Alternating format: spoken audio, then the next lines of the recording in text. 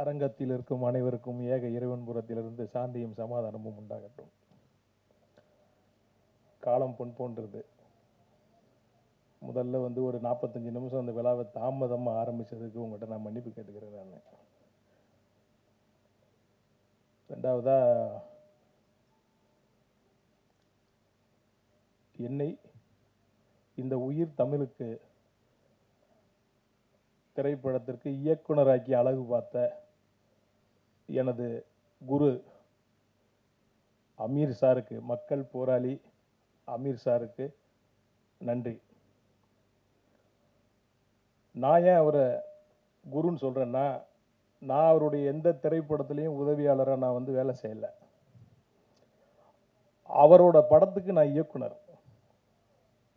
ஆனால் நான் ஏன் அவரை குருன்னு சொல்கிறேன்னா, அதுக்கு ஒரு குட்டி பிளாஸ்பேக் இருக்குது. ஒரு குட்டி பிளாஸ்பேக் இருக்குது. கொஞ்சம் டைம் எடுத்துக்கிறேன், மன்னிக்கணும். என்னென்னா, ஒரு இயக்குனரை எனக்கு இது அரங்கேற்றம். இவங்கெல்லாம் பல அரங்கேற்றங்களை பார்த்தவங்க இந்த மேடையில் இருக்கிற எல்லா பேருமே. எனக்கு இது அரங்கேற்றம். அவரோட மௌனம் பேசியதே திரைப்படத்தோட ஆடியோ லான்ச் தான் எனக்கு சினிமாவில் ஃபஸ்ட்டு என்ட்ரி. நான் முதல்ல பார்த்த ஒரு இசை வெளியீட்டு விழா தேவி தியேட்டரில் மௌனம் பேசியதோட இசை விழா. அப்போ தான் நம்ம சினிமாவுக்கு வரணுன்ற ஒரு முழுமையான நம்பிக்கை சினிமா நமக்கு இருந்தது. ஊரில் இருக்கும்போதே நமக்கு சினிமா கனவுகள் இருந்தது. அவரை பார்த்து தான் நான் வந்தேன் சினிமாவுக்கு. ஏன் அந்த நம்பிக்கை, ஊரை விட்டு நம்ம கிளம்பி சினிமான்னு வரணுன்ற நம்பிக்கை ஏன் வந்ததுன்னா, உங்களுக்கு எல்லாருக்கும் தெரியாது, இந்த அரங்கத்திலேயே அதிகமாக அவரை பற்றி தெரிஞ்சது நானாக இருக்கணும். எப்படின்னா, எனக்கு விவரம் தெரிஞ்சு ஒரு 40 வருஷமாக அவரை எனக்கு தெரியும், விவரம் தெரிஞ்சு. ஏன்னா மதுரையில் என் வீட்டுக்கு எதிர்த்து வீட்டுக்காரர் அவர், என் சொந்தக்காரரு, என் வீட்டுக்கு எதிர்த்து வீட்டுக்காரரு. அவரை பற்றி எனக்கு அவ்வளவும் தெரியும், நிறைய தெரியும் அவரை பற்றி எனக்கு. அப்போ இனிமேல் சினிமா தான் அப்படின்னு அந்த நம்பிக்கையை விதைச்சது எனக்கு இந்த மௌனம் பேசியது ஆடியோ லான்ச். அதுக்கப்புறம் உதவி இயக்குனராக சேரணும்னு முடிவு பண்ண உடனே என்னோடய நண்பர்கள்ட்ட சொல்கிறேன், கல்யாணம் பண்ணி குழந்தையெல்லாம் பெற்றுட்டோம், வயசு 30க்கு மேலே ஆயிடுச்சு, இனிமேல் சினிமாவில் போய் நீ போய் எப்படி பாரு சரியாக வருமா அப்படின்னு ஒன்று.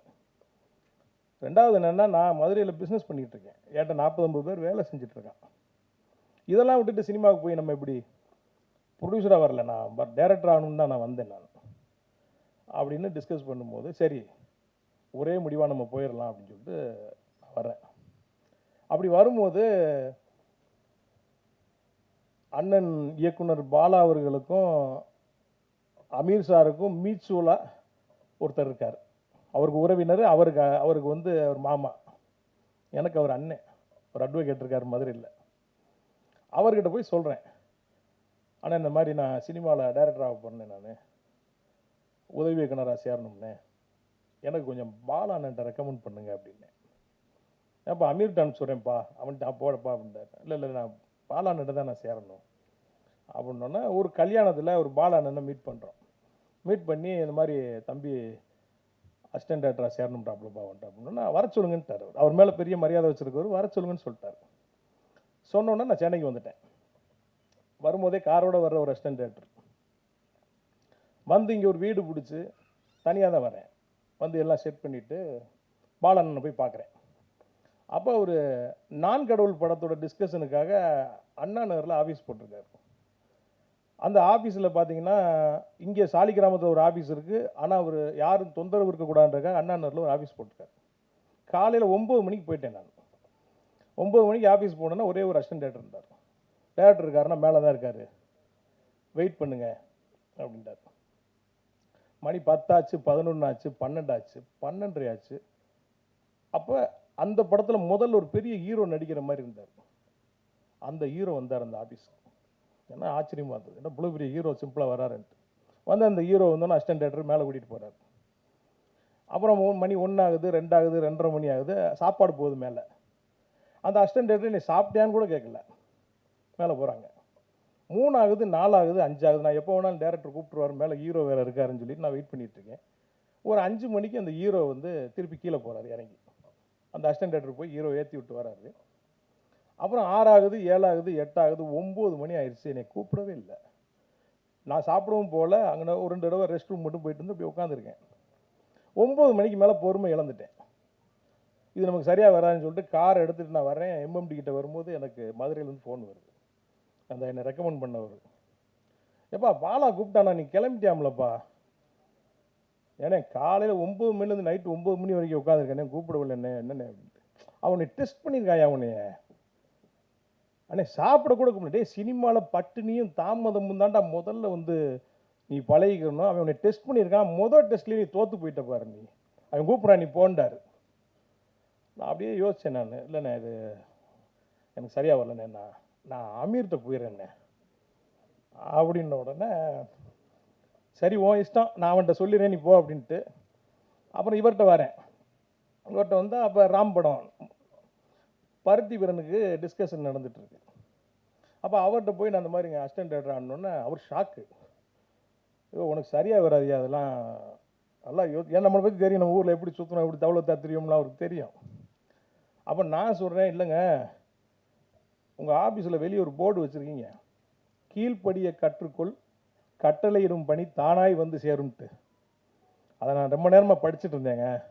நீங்கள் நினைக்கிற மாதிரிலாம் நடக்காது, கற்றுக்கிறோன்னு வந்திருக்கேன், நான் எந்த தியாகத்துக்கும் தயாராக இருக்கேன் அப்படின்ட்டு. அப்படியா சரி, இந்த கூலிங் கிளாஸ் ஹீலிங் கிளாஸ் எல்லாம் கலட்டிட்டு ஓடி ஆடி வேலை செய்கிற மாதிரி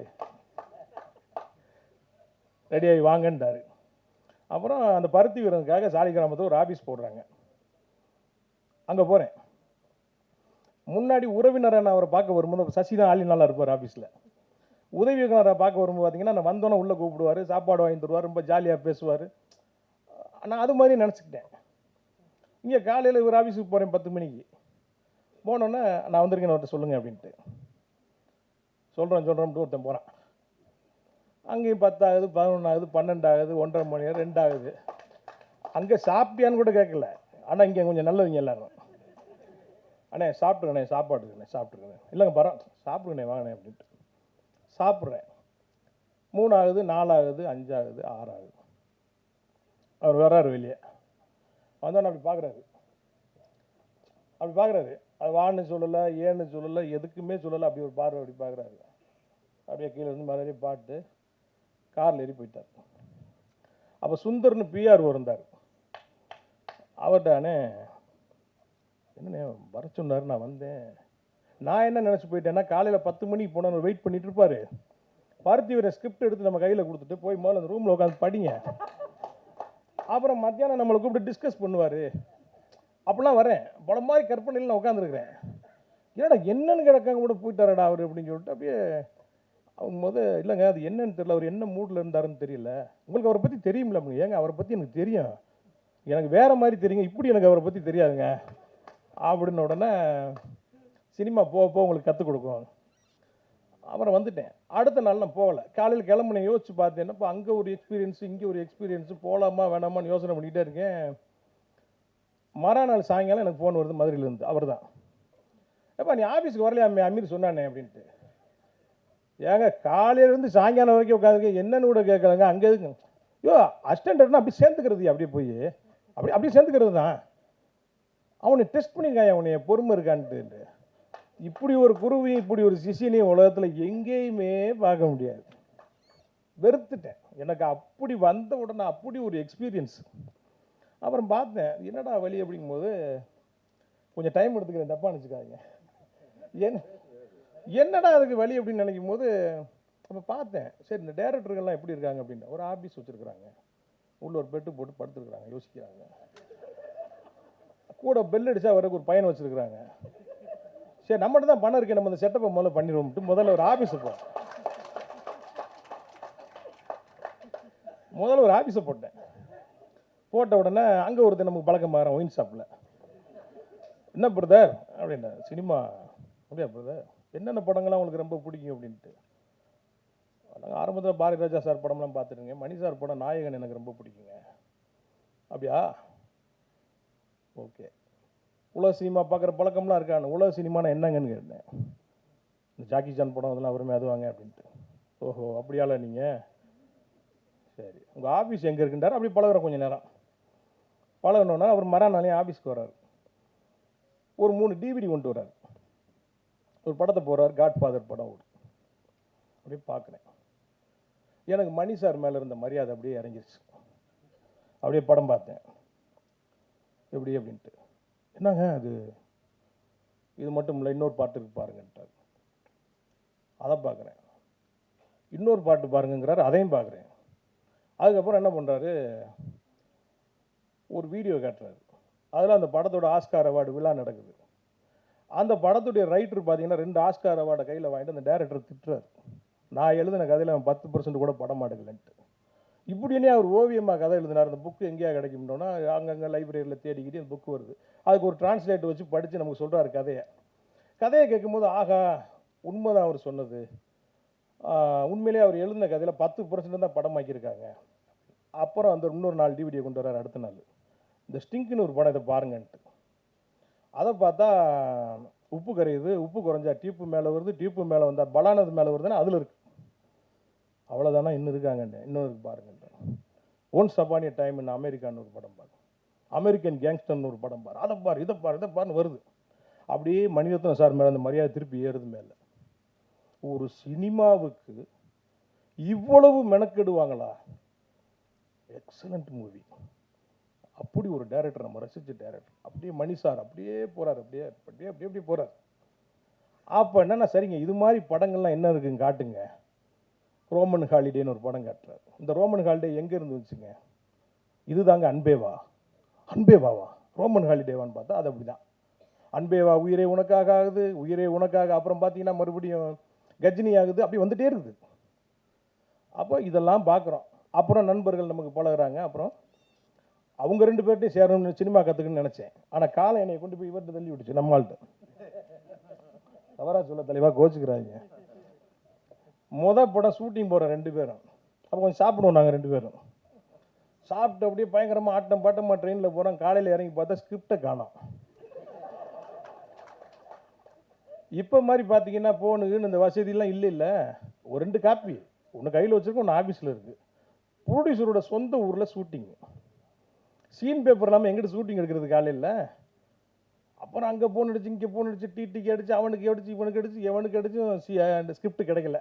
அப்புறம் உட்காந்து ஒரு சீனை எழுதி எடுத்துக்கிட்டு இருக்கோம். அப்புறம் வர்றாங்க. சினிமாவில் என்னெல்லாம் செய்யக்கூடாதுங்கிறத, ஏன்னா அவருக்கு ஹீரோ கிடைக்கல. இவன் தான்ப்பா நமக்கு ரஜினி, இவன் தான்ப்பா நமக்கு கமல்னு எடுக்கிறாரு படம். ஹீரோ கிடைக்கல அவருக்கு. என்னெல்லாம் செய்யக்கூடாதுங்கிறத இந்த முகாமில் இருந்து கற்றுக்கிட்டேன். அதில் ஒரு ஹீரோ நடித்தான்.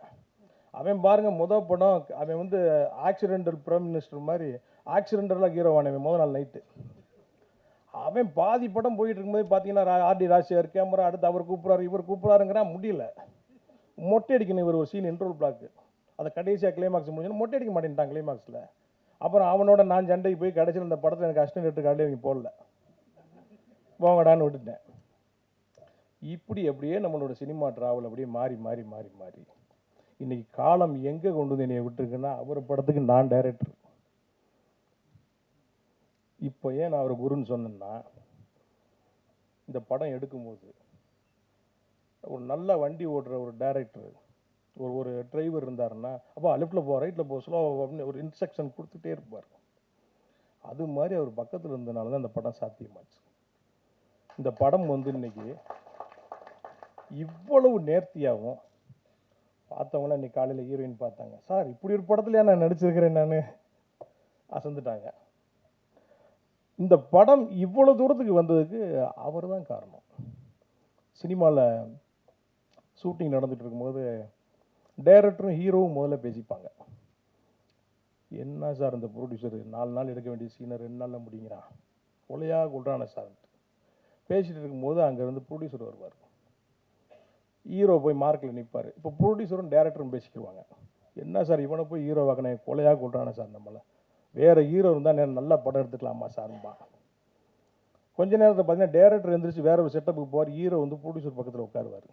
இவன் என்ன சார் டேரக்டர் இவன்ட்ட கொண்டு வந்து என்னைய மாட்டி விட்டீங்க, பாடா படுத்துறான் சார் என்னைய, அடுத்த தடவை வேறு படம் எடுப்போம் சாரும்பாங்க. ஆனால் இப்படியா ஒரு வழியாக படத்தை எடுத்து முடிச்சுட்டு அந்த ஆடியோ லான்ச்சில் பேசுவாங்க பாருங்கள் பேச்சு, எங்கப்பா அவர் அப்படி தெரியுமா இவர் இப்படி தெரியுமான்ட்டு. ஆனால் இங்கே அது நடக்கலை. இங்கே நாங்கள் மதுரை வந்த மண் சூடான மண், சூடான ரத்தம், எதுனாலும் உடனே தெரிஞ்சிடும். அப்படியே காலைல ஒரு அப்படி சிரிச்ச மாதிரி வருவார், நல்லா இருக்கிறான்னு பார்த்தா டக்குன்னு ட்ரகலாக மாறிடுவார். வேலை நடந்துக்கிட்டு இருந்தால் அவர் மாதிரி ஒரு ஜாலியான ஆள் இருக்க முடியாது. யாராவது செட்டில் தப்பு பண்ணிட்டாங்க, ஏதாவது அவருக்கு பிடிக்கல, சினிமா சம்பந்தமாக அவர் மாறுவார். இப்படியா அந்த படத்தை எடுத்துகிட்டு வந்து நாங்கள் முடித்தோம். இதை எடுத்து கொண்டு வந்து சரி இந்த படத்தை ரிலீஸ் பண்ணுவோம் அப்படின்னு ஒரு ரெடியாகி வரும்போது, இப்போ சொன்னாங்கல்ல சார், பொன்வண்ணன் சார் மதுரையில் பாஷாவாக இருந்தார், சென்னையில் மாணிக்கமாக மாறிட்டாருன்ட்டு, அவரை இப்போ தாவூத் இப்ராஹிம் மாற்றிட்டாங்க. இங்கேருந்து போனாங்க பாருங்கள், லாங் ஜம்ப்பு அட்டேட்டாங்கப்பா. படத்தை ரிலீஸ் பண்ணால் நம்ம அங்கிட்டு கடனை உடனே வாங்கி என்னடா அது எப்படா அந்த படத்தை ரிலீஸ் பண்ணுறோன்னு சிக்கலில் உட்காந்துருக்கும் போது திடீர்னு ஒரு நாள் டிவியை பார்த்தா டடரன் டன் டடரன் டன் டடரன் டன் அடித்தான் பாருங்க. ஓட்டா மண்டையில் 3 பேர் கவர் மாட்டிக்கிட்டு நிற்கிறான். ஐயோ 2000 கோடி 3000 கோடி 5000 கோடி. இவங்க என்னவா இருக்காங்கன்னா, அவனை இங்கே ஆரம்பித்து, அதாவது ரெட்டை கோபுர வழக்குக்கு இடிப்புக்கும் அமீருக்கும் சம்மந்தம் இல்லைன்றதை தவிர அனைத்தையும் சொல்லிட்டான். அல் கொய்தாக்கு நம்ம தான் பயிற்சி கொடுத்தோம் மதுரையில் வச்சுன்னு சொல்லுவாங்க போல. ஒரு அளவு வேணாமாங்க, புழுனித்தனத்துக்கு ஒரு அளவு வேணாமா? ஒரு வாய் இருக்குன்றக்காக என்ன வேணாலும் பேசலாமாங்க. அப்படியே அதிர்ச்சியில் இருக்கீங்க. வீட்டில் ஏங்க இங்கே பாருங்க 2000 கோடியாங்க, நீங்கள் ஏங்க நகையெல்லாம் வாங்கி அடை வச்சு படம் எடுத்தீங்க, அவர்கிட்ட காசு வாங்கிக்கலாம்லங்க. ஏன்னா இவ்வளோ பணத்தை வச்சுக்கிட்டு பார்த்தீங்களா, உங்கள்கிட்ட அப்பப்போ பணம் வாங்கியிருக்காருங்க அவர். என்னங்க இது அநியாயமாக இருக்குங்க இது. நீங்கள் எதாவது கேளுங்க, வெளியே சைடில் இருந்தால் போய் வாங்கிட்டு வாங்க போங்காடு. ஏய் நீ என்னம்மா பவுடருக்கு மெத்துக்குத்துன்னு என்னமோ பெரிய பேர்லாம் சொல்லிட்டு இருக்காங்க, நீ என்னம்மா அப்படின்ட்டு. அப்புறம் அப்படியே பார்த்தேன், அவருக்கு ஃபோன் அடித்தேன், எங்கங்க இருக்கீங்க, நான் ஆஃபீஸுக்கு வாங்கன்ட்டு போனால் அப்படி தனியாக உட்காந்துருக்காரு. என்னங்க வெளியே என்னமோ நடந்துட்டு நீங்கள் வாட்டுக்கு இப்படி உட்காந்துருக்கீங்க, எங்கேயா போக சொல்கிறேன், நீ பொண்டாடி பிள்ளைலாம் டூருக்கு ஓட சொல்றியா, என்ன நடக்குதுன்னு ஒன்றே மாதிரி தான் எனக்கும் தெரியல அப்படின்னு உட்காந்துருக்காரு. அப்புறம் அப்படியே உட்காந்துருக்கோம், ஒன்று ஒன்றா வந்து இந்த படத்தோட வியாபாரத்தை மொத்தமாக கலைச்சி விட்டாங்க. இதில் என்னென்னா, அவர் வச்சு படம் ஆரம்பித்த உடனே அவரால் உருவான ஒரு ஹீரோ ஒருத்தர் எனக்கு ஒரு இடத்துல பார்க்குறாரு. அவர் என்ன நட்பில் இருக்கிறார், ஒரு ஹீரோ.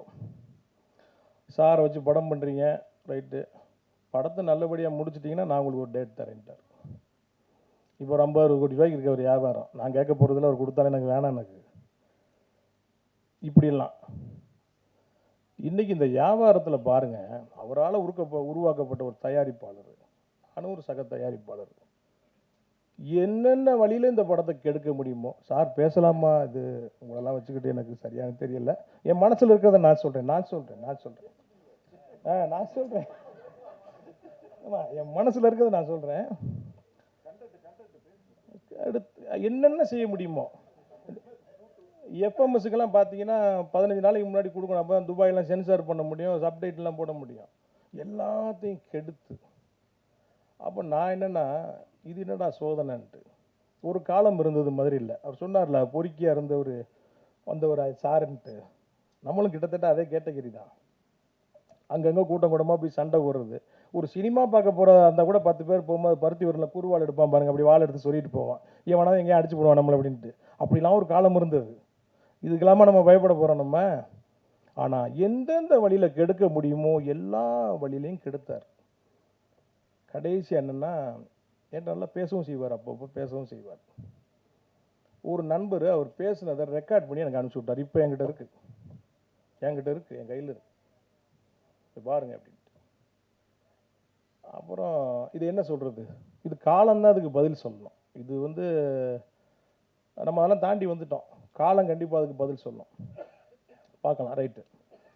அப்புறம் மக்கள் போராளி படம் முடிஞ்ச உடனே அப்படி பார்க்கும்போது, அந்த படத்துக்கு வெறுமனே அமீர் அப்படின்னு ஒரு டைட்டில் இருந்தால் நல்லாயிருக்கும் அப்படின்னு அப்படியே யோசிக்கும் போது, ஷூட்டிங் நடக்கும்போது பார்த்தீங்கன்னா அப்பப்போ ஹீரோ மதுரை கிளம்பிடுவார். என்னங்க மதுரை ஊருக்கு, நம்மளும் அதே ஊர் தானே, என்ன இவ்வளோ பாஸ் அப்படின்னா வாய்தாக்கு போகிறார் ராமநாதபுரத்துக்கு. டைரக்டர் அவர் பஸ்ஸில் வச்சுலாம் போக முடியாது, ஒரு தடவை போன ஃப்ளைட்டில் போனால் காரில் போனால் 15,000-20,000 செலவாகும். பருத்தி வீரன் மாதிரி அவ்வளோ பெரிய ஹிட்டை கொடுத்துட்டு அடுத்த ஹீரோ யார், எத்தனை கோடி சம்பளம், எவ்வளோன்னு போகாமல் இந்த தமிழ் சமூகத்துக்காக சிறைக்கு போனவர் என்னோட ஹீரோ. அவர் கூட போன எங்கள் அண்ணன் செந்தமிழன் சீமான் இன்னைக்கு ஒரு பெரிய அரசியல் கட்சியோட தலைவராக இருக்கிறார். அவர் சினிமா மேலே இருக்க காதலில் சினிமாவில் அவர் இருக்கிறாரு. வழக்கு போட்டது தெரியும், போனது தெரியும், வந்தது தெரியும். அந்த வழக்குக்கு எத்தனை வருஷம் அலைஞ்சாங்கன்றது எனக்கு தெரியும். 10 ஆண்டுகள். எத்தனை வருஷம் சார் அது இருக்கும்? 10 வருஷம். வாய்தாக்கா 2 வாய்தா 3 வாய்தா சேதாப்பில் போகலன்னா வைக்கல சார், வரலைன்னா வாரண்ட் ஆயிரும் சார்.